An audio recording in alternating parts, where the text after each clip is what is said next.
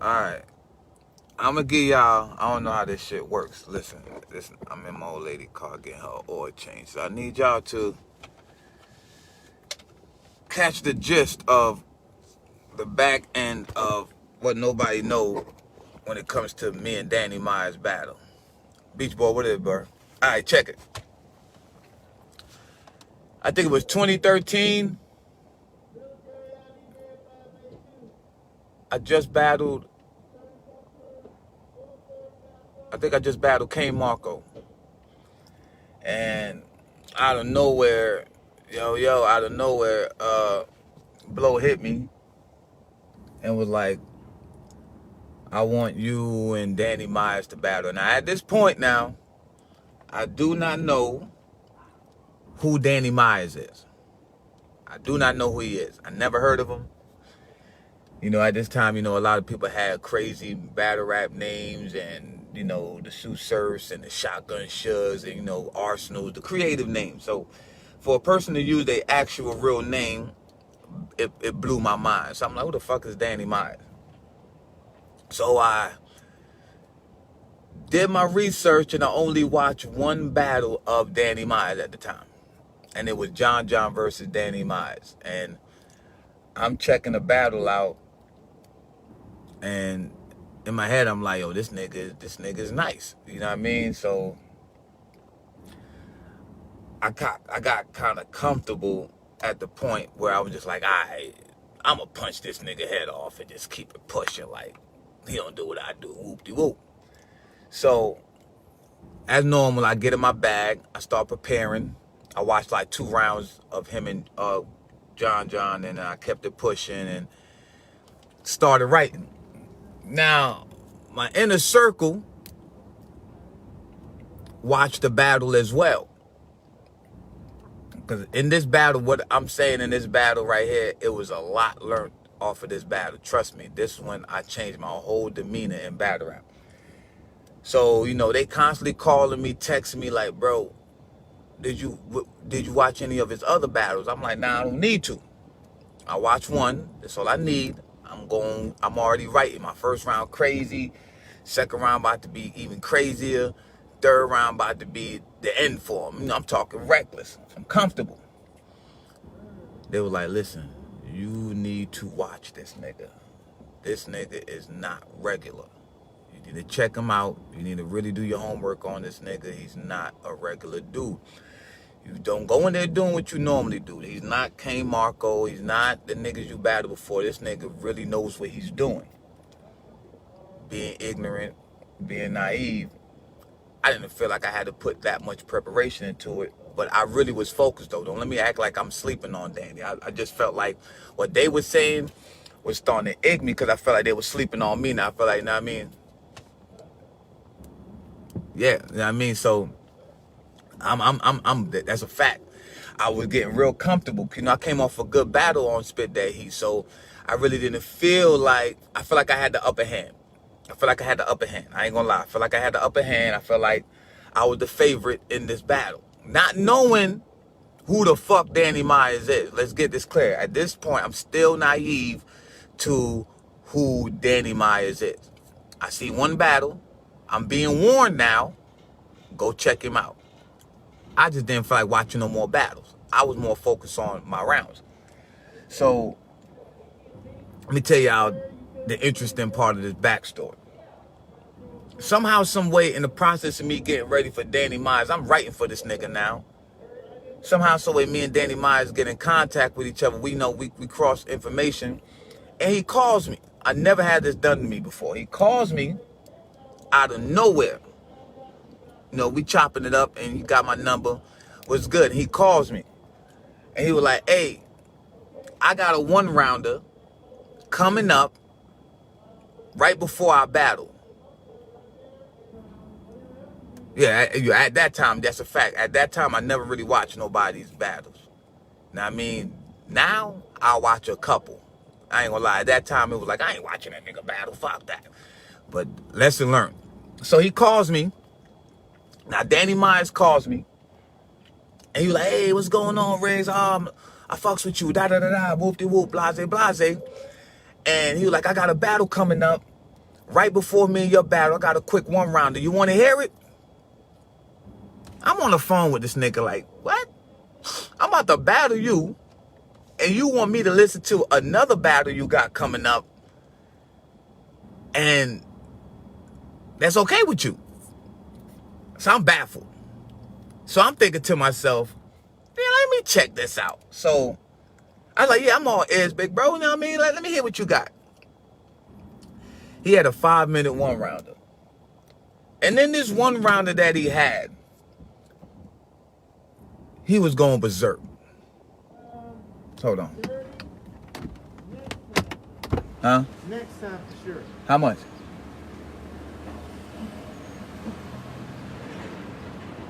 Yeah, give me a sec. I'm getting my oil change. I'll get it next time. Next time. It could survive till next time? It could last till next time? It should. All right. Appreciate it. I'm coming. Y'all gonna love this. The cleaner it is, the better it is on your fuel economy. True indeed. I appreciate it. All right, so check it.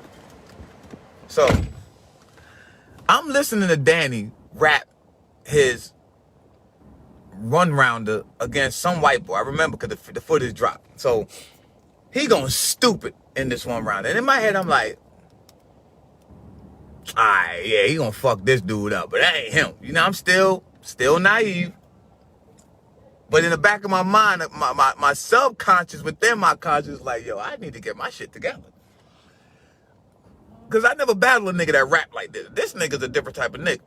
But I'm still not listening to myself, and I'm still not listening to my niggas when they telling me, like, yo, go check this nigga out. He is nice. Like, the niggas that you battle so far, they're good, but this nigga is different.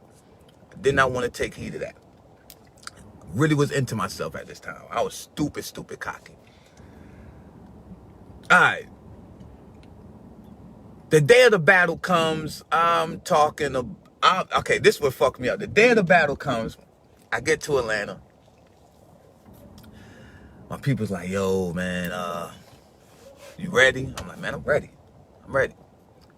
Blow introduces us. You know, we got Riggz, Carolina, boom. And this what rattled me. And it's on footage if I'm not mistaken. This what rattled me because I ain't see the footage. I personally ain't watched the battle in a while. So this what fucked me up. On stage, so it's nothing I could do at this point. I just gotta stick to it. Danny Myers. To my left or to my right is Danny Myers. One of my favorite, he said my favorite battle rapper. So in my head, I'm like, holy shit. No longer I'm on a league where it's no biasness here. You gotta earn your spot, right? No longer am I battling on a very competitive league. I gotta battle this nigga's favorite battle rapper. That fucked me up. When Blow said Danny Myers is his favorite battle rapper, fucked me up. Hold on. No, never mind. It fucked me up. Cause I'm like, oh shit. This nigga Blow got a favorite battle rapper? And it just so happened to be fucking Danny Myers. So now, the pressure is beyond real. You dig what I'm saying? No longer do I gotta win the battle. I gotta win the battle. Start it? No, I'll call you by name. I'll tell you to start. Hold on. No longer.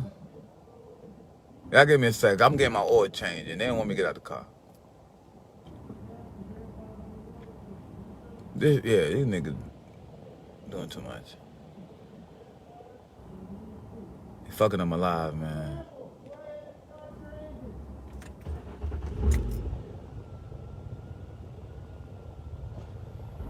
So, it's so many back-end stories.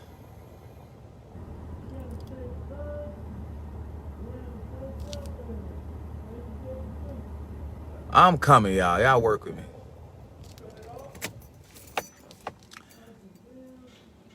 So, now, I'm on stage. When I say, panic button, ain't even the word. I'm beyond, I wasn't nervous until Blow said that was his favorite battle rapper. I'm like, fuck. It's no way I'm winning this battle now. It's no fucking way I'm winning this battle. You know what I mean? This was in Atlanta. This was in Chit Chat. This is in the raw essence of Spit That Heat. As I'm going to say. Hold on. Please change it out for you. Put in exactly 4.5 quarts. All right. Spit That Heat. You know what I mean? So, I'm fucked up in the head. And I think Danny went first. If I'm not mistaken, Danny went first. So the first round, I felt like I got out of my nervousness through the first round because Danny was showing love during the battle. And I mean, Danny was definitely showing love. That's what kind of put me back in the comfort zone, because Danny was like, you know what I mean, keep going. I heard him say, I like him. I like him. Oh, I like that. So it kind of put me in a comfort zone. Okay, now I'm feeling a little back. I'm feeling back like Riggz come the second round.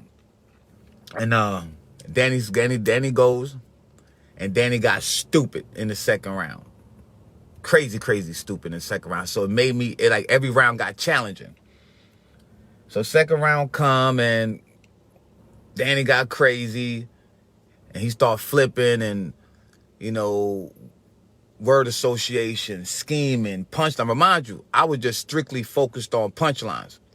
I didn't play with word associations. I didn't play with breaking down, you know what I mean, schemes, and I wasn't hip to all of that at the moment. So I'm learning all of this while I'm battling Danny. This is my second year battling ever.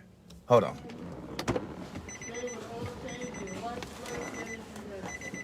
All right.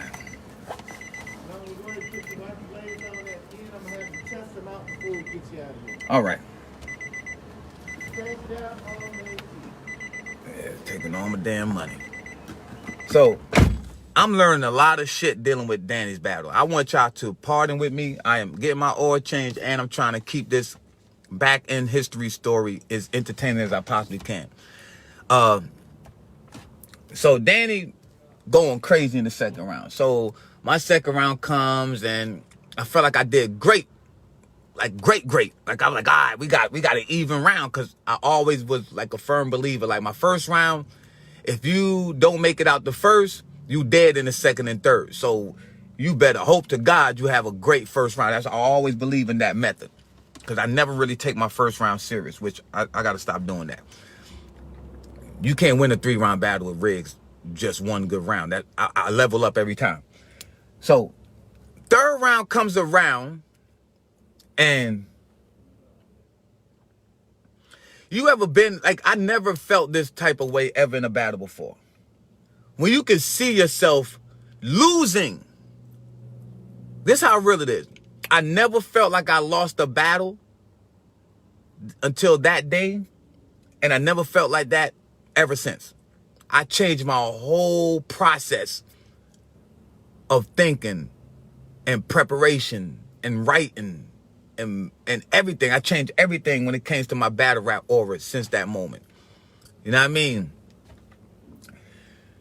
The whole third round, it was like an out-of-body experience. I was like literally in the crowd watching me lose.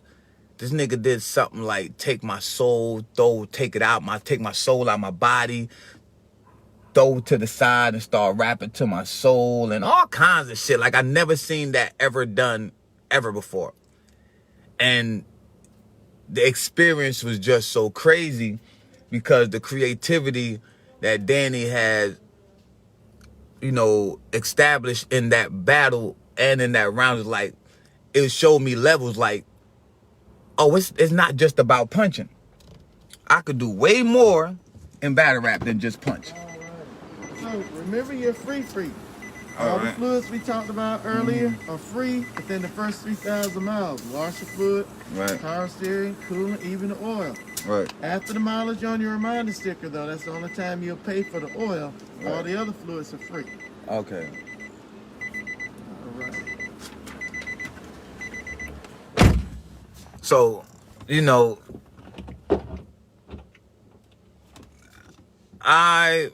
that's one of them battles where if a person said that I lost, I take it as an accomplishment.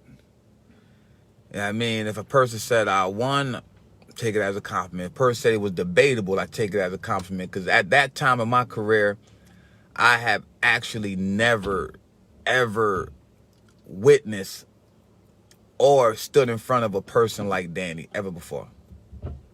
Ever. You see what I'm saying? Like, Danny was by far, and still to this day, one of my most challenging battles I ever had, because it was no excuses on preparing for Danny. It was no excuses on what I was walking myself into. I was pre-warned to take him serious. I was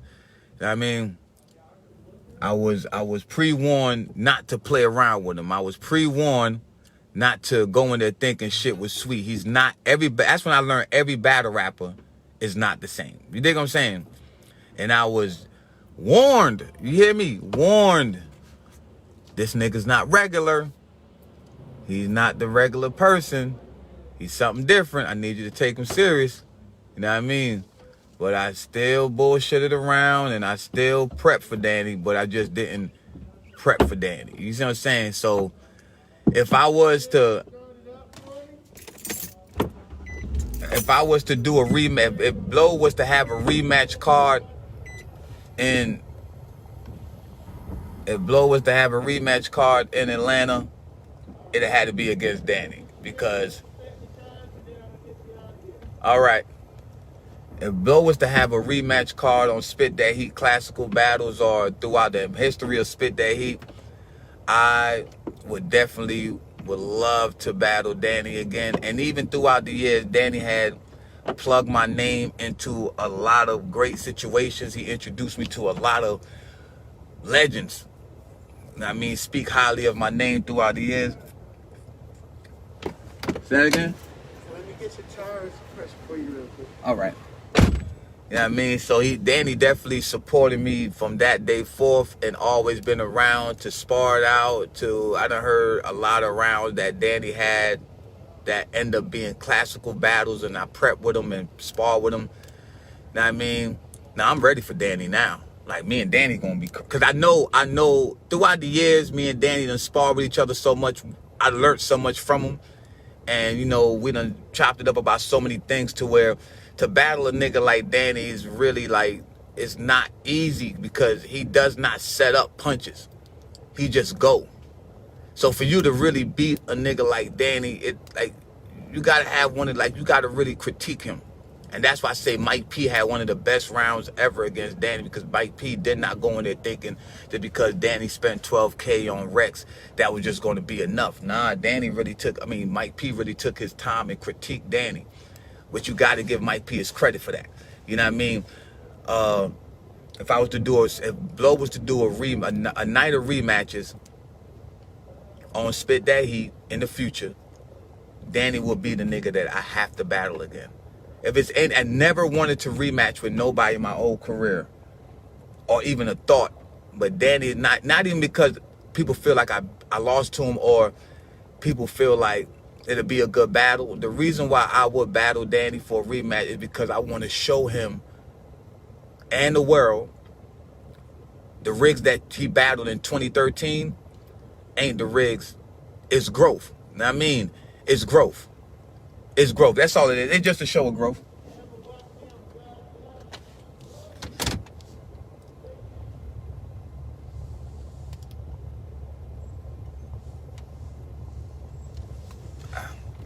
I'll be back.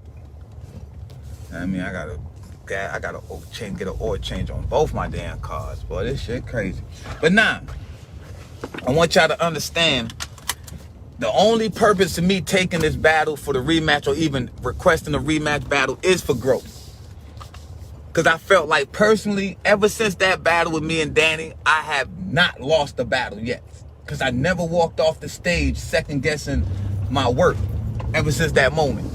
Ever since that moment, I never second-guessed my work. I second-guessed my work walking out of that battle with Danny. Let me tell you the realest shit Blow ever told me. And I lived with it ever since in my battle rap career. Ever since. After the battle was over and done. This is why I say Blow is one of the most unfiltered league owners I ever had the privilege to deal with.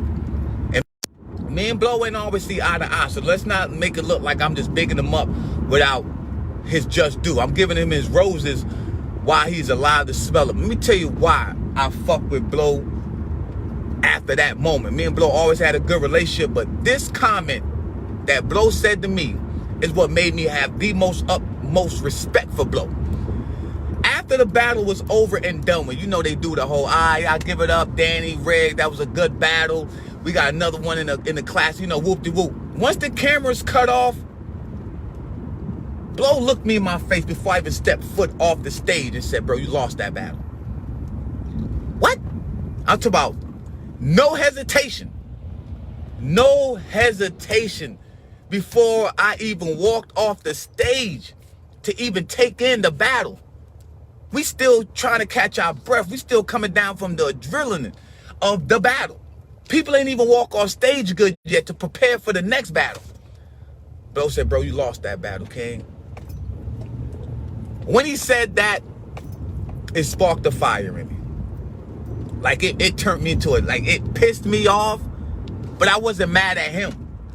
I was just mad at the comment. Like, oh, a nigga could never, you hear me? Ever. And I made that my go-to ever since that day. A nigga could never look me in the face after me battling and tell me to my face on stage I lost the battle. Never.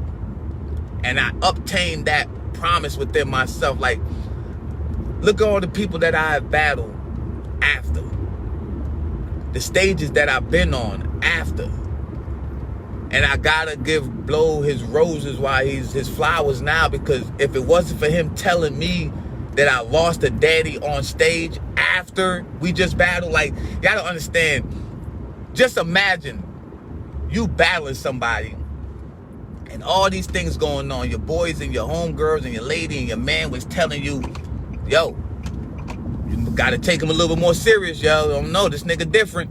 You got to deal with that. Then you got to find out that the league owner that's his favorite battle rapper. Then you going through the actual battle now, and this motherfucker is really wilding on you. And then the end off his whole battle, this nigga does some shit that never been done to you before. So you got to stand through all of that. So it's a lot of shit you taking in, right? You taking all that in, and you getting ready to walk off stage, and the league owner tells you that you lost. It will create you into another, like, you a different animal now. Like, it's not, you're no longer, no matter who you are, from Deuce to Matrix to Beach Boy to whoever it is, you're no longer that person no more. You are now a different animal, because that person just put such of a, Blow done spark such of a, you know what I mean? It sparked such of a fire in you to the point where you like, man, ain't no way in fucking hell I'm gonna let a nigga talk to me like this ever again. Like, ever. Nobody can ever tell me I lost a battle. You know what I mean? And in the same breath, I'd have had numerous conversations with Danny. And Danny said, yo, ever since our battle in 2013, I have not yet seen you lose a battle, Riggz. So it's like a give and take. You see what I'm saying? So my message behind this behind the scene history of Spit That Heat battles of mine, because I got plenty more to go, is never take your op light just because you never heard of him at the time. Because it could be that one day that nigga set an example out of you. And from that day forth, I took every nigga that I battled like they the best nigga in the world. And I wrote the best material I can for that person every time. I don't care if you John West Bubble the fuck. You the best nigga in the world if I gotta battle you. Because I'm coming with my shit. I don't care. I would never take a nigga light ever since I battled Danny. And I didn't even take Danny light. I just did not take heed to what my warning was. Niggas was warning me. That's the crazy part. Yo, you need to go back and rewrite some of your shit. I don't think that's enough for this nigga. This nigga's dead ass nice. And I slept on him. Still, being naive. Don't come to battle rap being naive just because you got your little buzz off of your previous battle. You're only as good as your last battle, true indeed, but you're only as good as you are for your competition at that time. So, big salute to Blow for pissing me off for that comment. Because ever since then, I never turned back. The next Spit That Heat behind the scene history is A-Town City and TGO. The reason why I put them two together, because I had to battle A-Town in Carolina for a one-rounder, and then 2 weeks later, I had to come to Atlanta and battle TGO. So I had 2 battles in a 2-week span, and I did not write for TGO until I walked off stage for A-Town. We're going to talk about the behind the scenes on that. So if anybody got a behind the scene history story on what they went through to get prepared for one of their biggest battles, or one of their battles that was very interesting on Spit That Heat, chime in and follow and make it a trend. You know what I mean? But Kane Marco, listen, man, I love you to death, bro. You a good dude. You the homie. But if that did this to you in 2013, what you think I'm gonna do to you now? I'm gonna kill you, bruh. You know what I mean? But Kane's still my man. Salute to Blow, man. Like, salute to the whole Spit That Heat movement. Salute to everybody that's still trying to, you know what I mean, do what they do and keep the battle rap love and the competition. That's what I came here for. I came to battle rap for the competition. I'm competitive. I don't care about views. I don't care about popularity. I'm known in my city. My family loves me. My children knows me. I really don't care about nobody's views or none of the sort. I'm not about to. I got morals. I can't see myself selling myself short because I want to have 1 million views. Listen, you want a view? You want views? Come around me. I have you at 11 funerals in a 7-month span. You can get some views. That's the difference. My views ain't y'all views. Not y'all per se. You know what I mean? That's why I don't be believing into that view shit. Oh, how many views you got? How many views your last battle got? How many views? Man, listen, fuck the views, my nigga. Like, that shit don't mean nothing. If I beat you the fuck up right now, does that mean that you still won the battle because you got 1 million views on YouTube? I just whooped your ass. You lost this fight. Don't have nothing to do with your views on YouTube. Niggas gotta stop living off of YouTube credit, ain't you? Know what I mean? And start getting back to the skill factor. And I love the energy that the group is in. I love the energy that the group has. And if we can continue that energy of being competitive, even niggas got to gamble, put a little couple of dollars up, like you said, invest in yourself. I'm not the gambling type. I'm sorry. I do not believe in gambling, but I will gamble, but it got to make sense. And I really don't like gambling. I've seen a lot of my friends lose their lives over gambling, and that shit brings out a different animal in you, and I don't trust it. But that's my opinion. Let me not stop y'all from doing what y'all do. I just don't personally gamble. But y'all keep up the good energy, the great vibes. I love it. I just felt like giving y'all a back end on what I went through with getting prepared for Danny Myers and what I learned from that battle. I mean, I appreciate Danny for kicking my ass, I guess, because it made me a better battler. I appreciate Blow for telling me that I lost. It made me a better battler. You know what I mean? So, like I said, I got more stories to come from what happened behind the scenes with me and Trez, for what happened behind the scenes with me and... It's a lot of battles, you know what I mean? For me and Gutter, I got a lot of behind the scenes story of stuff that I went through preparing for these battles. You know what I mean? So, the episode 2 or whatever y'all want to call it, it's coming up next. I feel like me, A-Town, and TGO's storyline was very interesting. I'm going to tell y'all what I learned from that battle as well. And just know me and Danny battle is up.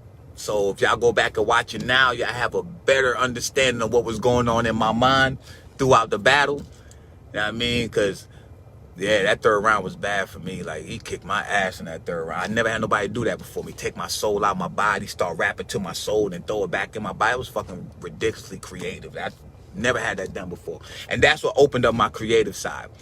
That's when I realized you could do way more in battle rap than just stand there and do punchlines. I learned a lot from that battle. I learned how to scheme. I learned how to set up. I learned how to play with words. I learned how to be creative. I learned a lot of stuff in that one battle with Danny.